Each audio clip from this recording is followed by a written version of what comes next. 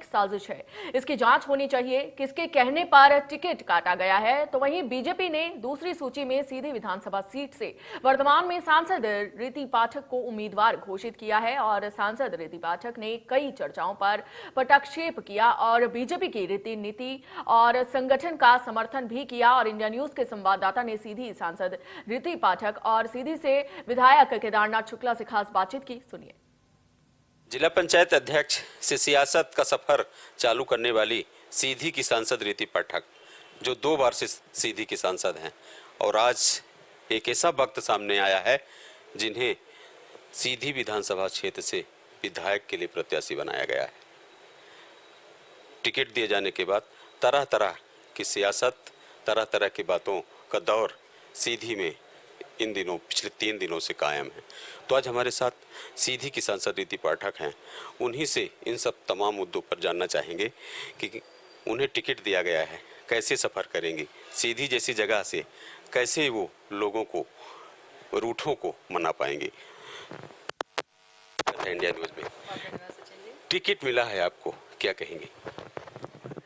एक कार्यकर्ता पर विश्वास किया है, इतना ही कहूँगी और आभार व्यक्त करूँगी आपके माध्यम से कि ये मुझे एक माध्यम मिला कि मैं अपने दोनों नेतृत्व को, केंद्रीय नेतृत्व को और प्रदेश नेतृत्व को आभार व्यक्त कर सकूं कि उन्होंने मुझ पर एक विशेष जिम्मेदारी के लिए विश्वास किया। आप सीधी से पिछले 2 बार से सांसद हैं। क्या आपको पता था कि मुझे सीधी विधानसभा से विधायक के रूप में प्रत्याशी बनाया जाएगा? तरह तरह की बातें हैं, ये आपकी सहमत से या कि असहमत से? देखिए, पार्टी में सहमत असहमत जैसा कोई विषय नहीं होता। पार्टी में जब हम काम करते हैं तो सबसे पहले हम कार्यकर्ता बनते हैं। कार्यकर्ता के रूप में पार्टी को मजबूत करने के लिए, परिवार को मजबूत करने के लिए काम करते हैं। तो और आपने पूछा कि आपको पता था या नहीं पता था, किसको पता होता है? हम तो पार्टी के निर्देश पर काम करते हैं। पार्टी हम पर जो विश्वास करती है उसके लिए हम आगे बढ़कर पार्टी को विजयश्री दिलाने के लिए काम करते हुए आगे निकलते हैं।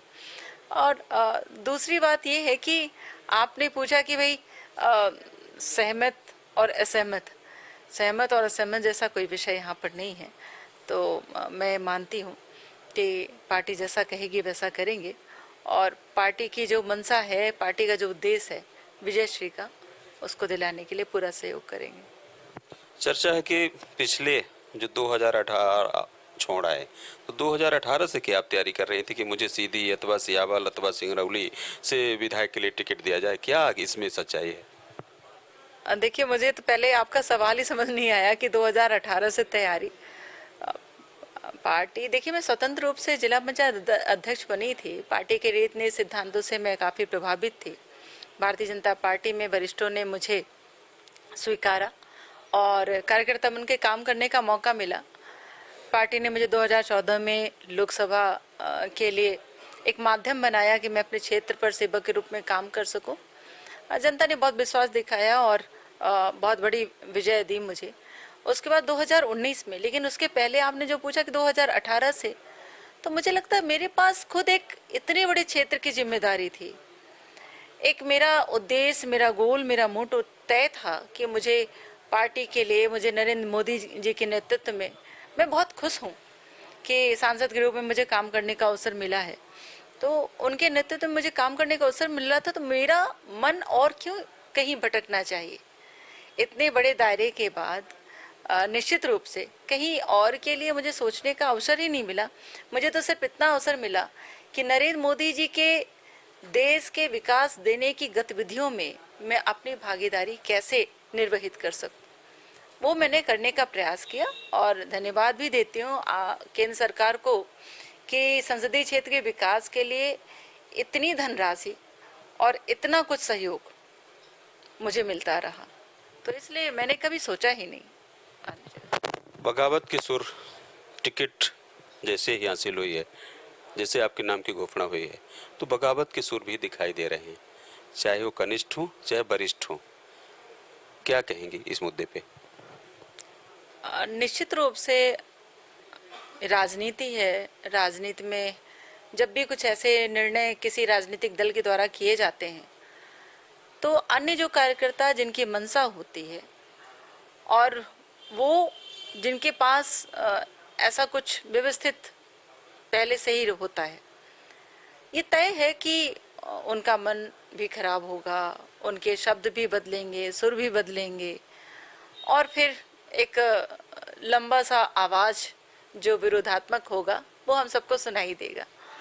तो इसलिए एक ही सहज प्रक्रिया है, लेकिन सभी पार्टी के कार्यकर्ता हैं, पार्टी के सिद्धांत से आगे बढ़ते हुए, सिद्धांत के साथ आगे बढ़े हैं। तो मैं ऐसा मानती हूँ कि बगावत के जो सुर हैं पार्टी को विजय दिलाने की गति की ओर अग्रसित होंगे, और ये कोई बहुत बड़ा विषय नहीं है। जो चीज़ें हुई हैं उसे पार्टी को भी चिंता है, और कार्यकर्ता भी समझते हैं कि हमें कहाँ पर तय करके किस तरह से चलना है। जैसे मान लीजिए कुछ चेहरे ऐसे हैं जो बागी हो रहे हैं, वरिष्ठ लीडरों की ही बात कर लें, आप भी समझ रहे हैं, क्या माने पार्टी उनके सम्मान की रक्षा करेगी क्या? निश्चित रूप से देखिए, पार्टी की व्यवस्था रही है कि किसी भी सामान्य से कार्यकर्ता को लाकर कोई बड़ी जिम्मेदारी दे देना, हमेशा ऐसे कई सारे उदाहरण हैं, और किसी बहुत बड़ी व्यवस्था में काम करने वाले किसी बड़े कार्यकर्ता को बहुत छोटी सी जिम्मेदारी दे देना, कई उदाहरण इसके ऐसे पीछे हैं हमारे भारतीय जनता पार्टी में, आपने देखा होगा। तो मुझे पूरा विश्वास है कि पार्टी सभी कार्यकर्ताओं की चिंता करती है, चाहे वो छोटे हों चाहे वो बड़े हों, और वक्त आने पर उस चिंता का असर दिखता भी है। देखिए इन दिनों चर्चा है, जब से टिकट मिली है आपको, तो लोग कहते हैं कि सीधी विधानसभा का भौगोलिक ज्ञान नहीं है उन्हें। कैसे सांसद हो गए? जब आपको भौगोलिक ज्ञान नहीं था तो आप सांसद कैसे बनी? अब ये तो मैं अपने ज्ञान की बात तो नहीं कर सकती, मेरे अपने ज्ञान की बात तो बहुत बड़े बुद्धिजीवी करते हैं, पंडित लोग करते हैं। मैं तो सिर्फ इतना ही कह सकती हूँ कि जो काम मुझे मिलता है उसको मैं ईमानदारी से करती हूँ। पूरे संसदीय क्षेत्र में मैंने पूरी ईमानदारी से काम किया है, और संसदीय क्षेत्र के अंतर्गत आने वाला ही ये विधानसभा है। तो इसलिए थोड़ा सा मुझे हंसने का भी मन करता है कि वो कैसा बहुत सामान्य सा ज्ञान होगा कि जो संसदीय क्षेत्र के अंतर्गत आने वाले विधानसभा के बारे में ऐसी बात करे कि किसी सांसद को अपने विधानसभा के बारे में ज्ञान नहीं होगा। हाँ, दिखावा करना और अपने बुद्धिजीविता का आडंबर फैलाना, ये सब कुछ मुझे नहीं आता। पर फिर भी मैं एक बात और कहना चाहती हूँ कि यदि मुझे ज्ञान नहीं है तो भारतीय जनता पार्टी को ज्ञान है, और उसने उसी ज्ञान के तहत मुझे ये जिम्मेदारी के लिए भेजा है। देखिए ये तो रही हमारी आपके सियासी मुद्दों की बात। हम सियासत से हट के अगर हम विकास पर चलें तो आपका, चाहे वो रेल का मुद्दा हो, बड़ा रेल का मुद्दा आपका स्वाभाविक है चल रहा है, कहीं न कहीं वो अग्रसर भी है, दिखाई भी दे रहा है, आने वाले समय में मूर्त रूप भी लेगा। आज आप सीधी विधानसभा से प्रत्याशी हैं, सपोज करें आप सीधी की विधायक बन जाएं, विकास के मुद्दे क्या होंगे, आपके क्या लक्ष्य हैं कि सीधी विधानसभा में जो आपको आज अधूरापन दिखाई देता है? देखिए, निश्चित सी बात है कि अगर अधूरा है तभी आप उसे पूरा करने की बात कर रहे हैं। भारतीय जनता पार्टी के दोनों सरकारों ने इतना काम किया है कि आज वो काम हर एक परिवार में दिखाई दे रहा है। आज वो प्रभाव उनका हर एक व्यक्ति पर, चाहे वो किसी वर्ग का व्यक्ति हो और कोई भी हो, बेटी हो, बेटा हो, युवा हो, अगर वरिष्ठ हो और महिलाएं हों, तो हर क्षेत्र में काम करने वाले व्यक्तियों पर दिखाई दे रहा है, हर वर्ग के विशेष व्यक्तियों पर दिखाई दे रहा है। तो मैं ऐसा सोचती हूँ कि भारतीय जनता पार्टी के काम का प्रभाव पहले से ही बहुत ज़्यादा है, और जो काम नहीं हो पाया, जो काम रह गए हैं, जो काम छूट गए हैं, चाहे वो विकास के नाम के ही काम हो, तो उनको हम करने की कोशिश करेंगे। शिक्षा, स्वास्थ्य और आपके जो कनेक्टिविटी का विषय है, ये सारे विषय ऐसे हैं। आपने देखा कि संसदीय क्षेत्र के अंतर्गत जब मैं सांसद थी और हूँ, अभी तो फिलहाल हूँ ही, तो कई बेहतरीन काम हुए। इसमें से 2 बड़ी परियोजनाएं रेलवे और रोड पर अभी भी काम चल रहा है, वो थोड़ी समय में उसको पूरा कर देंगे हम। लेकिन इतना बड़ा टनल, मेडिकल कॉलेज, दोनों जिलों में मेडिकल कॉलेज, नवोदय विद्यालय, ऐसे 9 स्टॉपेज, बहुत सारी बातें हैं ऐसे, engineering college, mining engineering college, तो ऐसे बहुत सारे काम हुए हैं। लेकिन फिर भी इनके अंतर्गत अगर कुछ छूटा है, जिसमें मैं ऐसा मानती हूँ कि रोजगार को प्राथमिकता लेकर औद्योगिक इकाई स्थापित करने वाला विषय है, ऐसे विषय, शिक्षा का स्तर अच्छा बढ़े, स्वास्थ्य की व्यवस्था अच्छी हो सके, इस चीज़ पर प्रयास करने की आवश्यकता है। देखिए, अपना जो मेडिकल कॉलेज है, मेडिकल कॉलेज का शिलान्यास आपने कर दिया, और मेडिकल के मामले में सच में सीधी कहीं न कहीं अछूता है और काफ़ी परेशानियां भी होती है लोगों को। तो क्या माने, ये मेडिकल कॉलेज कहीं न कहीं चूँकि प्रदेश से केंद्र तक सफ़र करता है, और केंद्र के नाते आप सांसद हैं सीधी की, और सीधी के मेडिकल कॉलेज का मुद्दा है, क्या माने वो बिल्डिंग कब तक पूरी हो जाएगी, वो मेडिकल कॉलेज कब तक सीधी में दिखाई देगा? देखिए, आपने पूछा है कि कितने समय तक पूरी हो जाएगी, तो एक इमारत को बनने में अगर अच्छे से उसमें काम किया जाए तो ज़्यादा समय नहीं लगता। 1 से 1.5 साल के समय में कोई भी बड़ी इमारत बनकर तैयार हो जाती है, अगर बाकी प्रक्रियाओं से हम निवृत्त हैं तो। आज देखिए, आपके सिंगरौली का मेडिकल कॉलेज थोड़ी सी, चूँकि पहले की प्रक्रिया में कुछ कठिनाई हुई, लेकिन जब से बिल्डिंग बनना शुरू हुई है तो 1 साल के अंतर्गत वो बिल्डिंग दिखाई दे रही है। 8 महीने में बिल्डिंग दिखाई देने लगी थी। इसी तरह से हम बाकी प्रक्रियाएं पूरी करके सीधी के मेडिकल कॉलेज को शुभारंभ करेंगे, और जल्दी से जल्दी उस मेडिकल कॉलेज को पूरा करके ये प्रयास रहेगा कि यहाँ की जनता जनार्दन को इस मेडिकल कॉलेज का लाभ पूरे सीधी जिले को मिले। क्या संदेश है, क्या कहेंगे? जनमानस के लिए संदेश है कि जिस तरह से भारतीय जनता पार्टी ने आपको प्रेम किया है, आपकी मूलभूत आवश्यकताओं की पूर्ति की है, और आपके हर सुख दुख की साथी बनकर आपके साथ चली है, मेरी आपसे विनती है आपके माध्यम से कि भारतीय जनता पार्टी का साथ दें, उसको आशीर्वाद दें, उसको स्नेह दें, और उसको भरोसा दिलाएं कि दोनों नेतृत्व के साथ, खासकर मध्य प्रदेश में, आप भारतीय जनता पार्टी की सरकार फिर से बनाएंगे और विकास की गंगा को फिर से बहाएंगे। धन्यवाद। तो अब थी सीधी की सांसद रीति पाठक, जो सीधी विधानसभा से आज प्रत्याशी के रूप में है, चुनाव होना शेष है। तो उन्होंने सियासत से लेके विकास के मुद्दों तक फोकस किया है। बहुत सारी बातों पर उन्होंने आज जिक्र किया है। खास बातें जो उन्होंने है 2018 की बातें जो है कि 2018 से दौड़ में शामिल थी सीधी के लिए, उन्होंने स्पष्ट रूप से इनकार किया है, ऐसा नहीं। लेकिन बीजेपी के चाहे वो केंद्रीय नेतृत्व हो, चाहे मध्य प्रदेश का नेतृत्व हो, अगर उन्होंने नेतृत्व जो बीजेपी का संगठन है, बीजेपी के संगठन के निर्देशों के परिपालन के लिए आज सीधी विधानसभा के चुनाव मैदान में उतर चुके हैं। तो अब बने रहिए इंडिया न्यूज के लिए। इस वक्त बिंद रीजन के सीधी से आज हम मौजूद हैं सीधी के विधायक पंडित केदारनाथ शुक्ला के पास। सीधी विधायक केदारनाथ शुक्ला से जानते हैं कि इन सब तमाम कुचक्रों के पीछे क्या करना है। रवीश कुमार एंड कंपनी, टुकड़े टुकड़े गैंग के लोग लगातार सक्रिय रहे। दुर्भाग्य ये है और विडंबना ये है कि यही सांसद उनको सबको मेरे खिलाफ संरक्षण देती रही है, और आज उन्हीं के सबके षड्यंत्रों के परिणाम स्वरूप उनको उसको टिकट मिल गया है। और मैं पार्टी हाईकमान से मांग करता हूं कि इस बात की जांच की जाए कि मेरा टिकट कटवाने के पीछे जिन लोगों का हाथ था, रीति पाठक को टिकट दिलवाने के लिए जिनका हाथ था, इस बात की गंभीरता से जांच की जाए।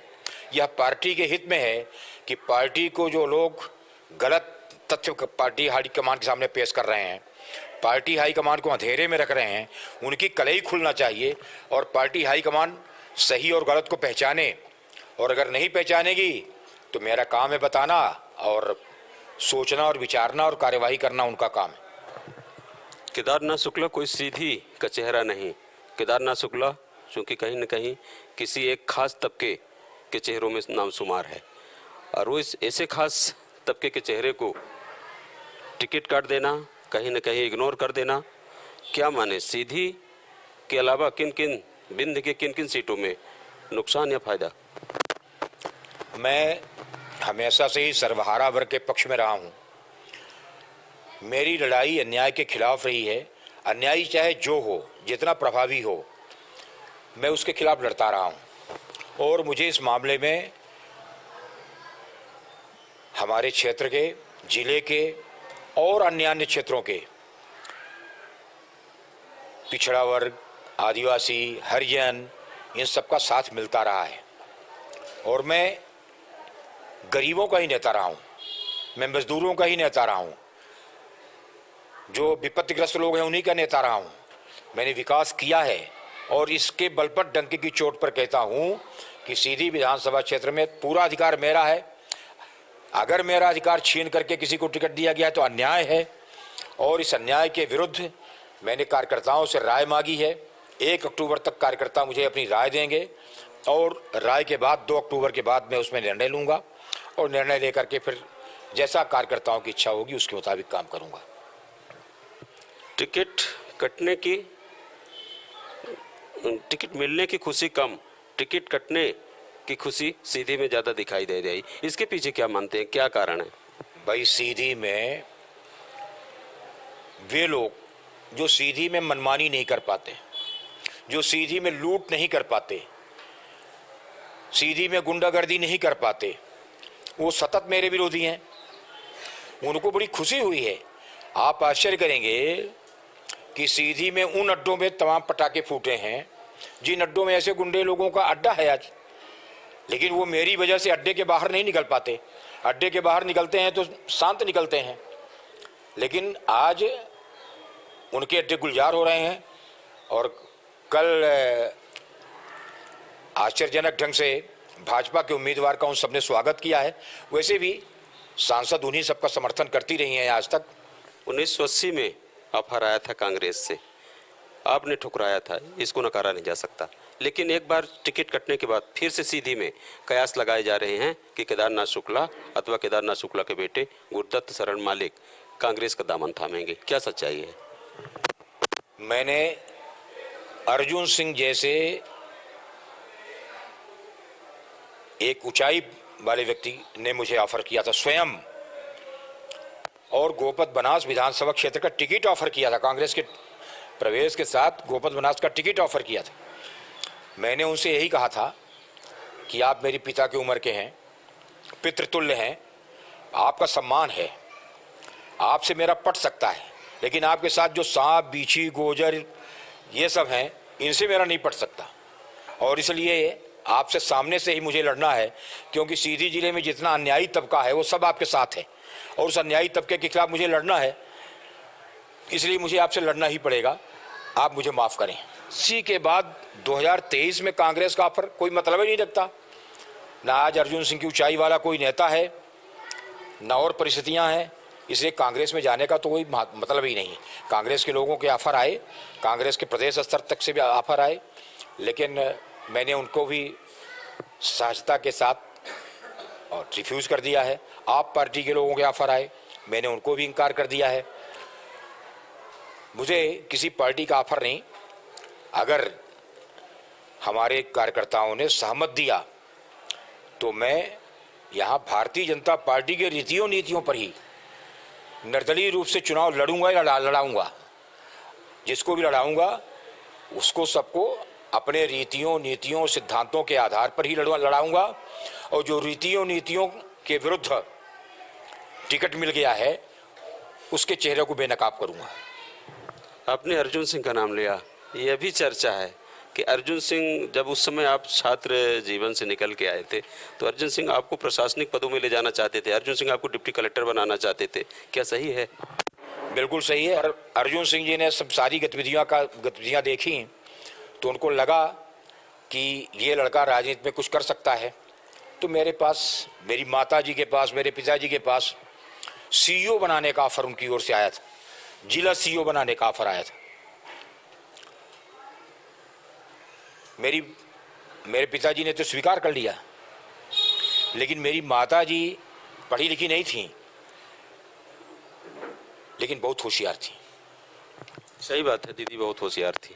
लेकिन अब हम बात करें, क्योंकि कहीं न कहीं इन दिनों चर्चाएं हैं कि पेशाब कांड एक बड़ा कारण रहा, पेशाब कांड के चलते जो है तो सीधी विधायक केदारनाथ शुक्ल का टिकट काटा गया, तो ये पेशाब कांड को लेके क्या सच्चाई है? ये रवीश कुमार एंड कंपनी और सीधी में डॉक्टर राजेश मिश्रा का बेटा जो वहाँ से संलग्न है, और यहाँ जो टुकड़े टुकड़े गैंग के लोग हैं जो एक समय में मीडिया में, सोशल मीडिया में अभियान चलाए हुए थे, जब वो गिरफ्तार हुए तो वो एक टीम है जो टुकड़े टुकड़े गैंग की, और दिल्ली से उसका कनेक्शन रवीश कुमार से है, इन लोगों ने इस बात को फैलाया। लेकिन वो घटना 3 साल पुरानी है, न मैं जानता न कोई जानता कैसे कैसे उन लोगों के बीच में दो दारू पीने वालों के बीच में कोई संवाद हो रहा है। आप कोई प्रतिष्ठित आदमी वहां खड़े नहीं होगा, ये तो मुझे मालूम ही नहीं था। जब ये तमाम अखबारों में आया, टीवी में आया, तब मुझे मालूम हुआ। उससे मेरा दूर दूर तक का कोई संबंध नहीं, लेकिन उसमें मेरा नाम जोड़ना, और अगर कोई आदमी विश्वास कर ले तो मैं तो उसको तर्क संगत नहीं मानता, तार्किक व्यक्ति नहीं मानता। ये सब कहने की बातें हैं। सीधी विधानसभा क्षेत्र की जनता बताएगी कि केदारनाथ शुक्ला के प्रति उसका क्या मोह है। तो आपने जो पिछले 5 दशक से जनमानस की सेवा की है, तो क्या यही कहें कि 5 साल की सेवा का ये परिणाम? मैं 85 से लगातार चुनाव के मैदान में हूं। जब यहाँ भारतीय जनता पार्टी को नीचे से नंबर 1 जो वोट मिलते थे, नंबर 1-2 पर सैकड़ा की अंक नहीं पार कर पाती थी भारतीय जनता पार्टी। रविनंदन सिंह जैसे एक अच्छे वकील को, और अब जनता पार्टी के समय में उनके भाई सांसद थे, उनकी मृत्यु के बाद वो भी सांसद रहे, इसी गोपत बनास में उन्हें मात्र 1900 वोट मिले थे। 1900 वोट, 2900 वोट पाकर के गिरिजा कुमार सिंह जी सेकंड थे। कांग्रेस का वोट 15-16 हजार और गिरिजा कुमार सिंह जी 2900, मतलब ये अंतर था। और भाजपा 1900। उस भाजपा ने में मुझे गोपत बनास में टिकट दिया, मैंने मांगा सीधी, दे दिया गोपत बनास। गोपत बनास में मैं गया, मैंने टफ फाइट दिया, और टफ फाइट देने के बाद पहली बार जमानत बचाया, पहली बार जीत का अंतर पाटा। उसके बाद 90 में मेरा टिकट काट दिया इसी ग्रुप ने, इसी गिरोह ने। और 90 में तब मैंने अपनी औकात बताने के लिए निर्दलीय चुनाव फाइट किया था, और मैं केवल 2000 से हारा, और भारतीय जनता पार्टी की जमानत जब्त हो गई थी। उस समय ठाकरे जैसा पारखी व्यक्ति प्रदेश के नेतृत्व कर रहा था, उन्होंने मुझे बुलाया और फिर ससम्मान पार्टी में बुलाया। उन्होंने एक मिनिस्टर को भेजा उस समय, बृजेंद्र पाठक जी को, केदार शुक्ला की सदस्यता कराइए। वो मेरे घर आए और मेरी सदस्यता हुई।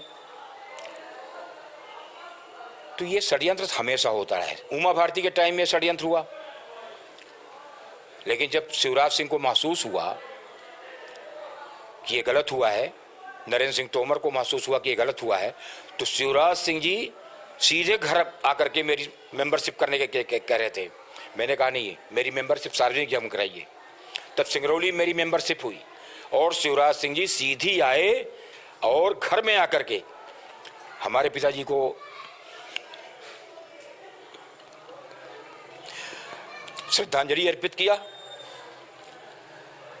जब कभी भी पार्टी ने मेरे बारे में शिकायतों पर ध्यान दिया, मुगालते में आ गई, तब पार्टी ने मेरे साथ दुर्व्यवहार किया। और पार्टी से मैं कुछ मांगता भी नहीं था कभी, पार्टी ने मुझे केवल टिकट दिया है। पार्टी ने मुझे विधायक तक सीमित रखा। हाँ, विधायक तक सीमित रखा। मुझसे कम वोटों से जीतने वाले, एन के प्रकार ने जीतने वाले लोगों को पद दे दिए। इस बार ही पहले मुख्यमंत्री जी ने मंत्री बनाने को कहा, फिर मुख्यमंत्री जी ने स्पीकर बनाने को कहा, दोनों पद नहीं दिए। लेकिन हमने पार्टी के साथ कोई बगावत नहीं की। लगातार आम जनता की ख्वाहिश रही कि मुझे मिनिस्टर बनाना चाहिए, लेकिन पार्टी ने मेरा दोहन किया। पार्टी ने मुझे टिकट के अलावा कुछ नहीं दिया, लेकिन उस टिकट को ही मैं ये मान करके कि भाई मैं इस रीति नीति सिद्धांत के पार्टी में हूँ, मैंने उसका पालन किया और मैंने भाजपा को हमेशा बढ़ाया। आप पत्रकार हैं, आंकड़े निकलवा लीजिए इलेक्शन कमीशन से। 85 से लेकर अभी तक मेरा हर चुनाव में वोट बढ़ा है। मैं अविभाजित सीधी जिले में सीधी सिंगरौली दोनों में जो भारतीय जनता पार्टी का संगठन आपको पुष्पित पल्लवित दिख रहा है, मैं नहीं कहता कि अकेले मेरा हाथ है, लेकिन उसकी नींव में मेरे डाले गए पत्थर आज भी जीवित हैं। जीवित रहेंगे। अगर अभी सामने चूंकि विधानसभा के बाद लोकसभा चुनाव होने हैं और आपसे सीनियर भी शायद कोई आज लोकसभा के लिए फिर कैंडिडेट दिखाई नहीं दे रहा है, क्या करेंगे? अगर बीजेपी ऑफर करती है कि आपको साइलेंट रहना है, लोकसभा लड़ना है, क्या विचार होंगे? न्याय सम्मत कोई भी निर्णय, मैं भाजपा में हूं, भाजपा अगर कोई न्याय सम्मत निर्णय लेती है तो मैं उसके साथ हूं, मैं हूं ही भाजपा में। लेकिन जो अन्याय हुआ है उसके विरुद्ध तो बोलना पड़ेगा ना। उसके विरुद्ध तो अगर मैं नहीं बोलूंगा तो सीधी जिले में कौन बोलेगा?